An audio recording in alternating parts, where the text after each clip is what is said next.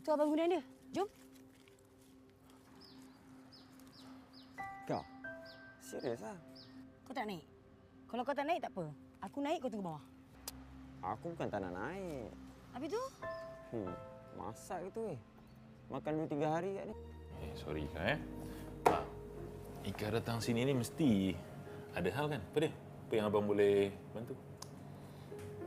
Tak. Ika cuma nak tahu je.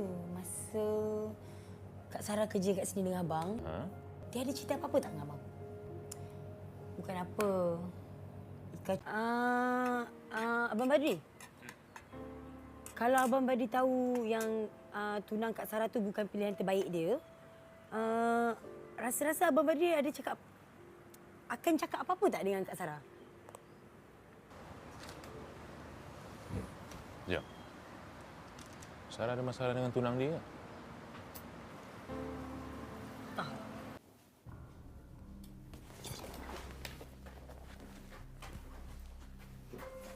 Cepat. Cek.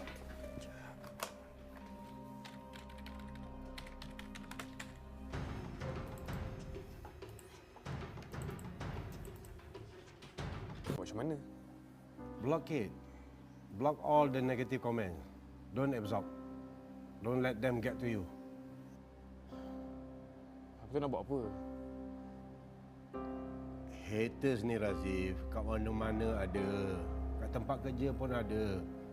Akan ada orang yang tak puas hati dengan kita. Okey macam ni. Mayat telah pun dikena pasti. Dan doktor dah lupa mayat. So is it them or not? Mayat dalam tu bukannya mayat Wan Jamil dan Sarah. Encik pasti ke bukan dia orang tu? Mayat dalam tu adalah seorang bapa dan anak perempuan dia. Tak mungkin. Tak mungkin Kak Sarah salah. Entah-entah diorang memang culik Kak Sarah dengan Ayah Jamil. Dan mungkin diorang bunuh diorang sebab nak tutup mulut. Oh. Ika boleh tolong jangan cakap sembarangan dah? Apa ni Ika? Kalau ia pun betul ada kes seleweng duit, takkan sampai nak culik bunuh bagai?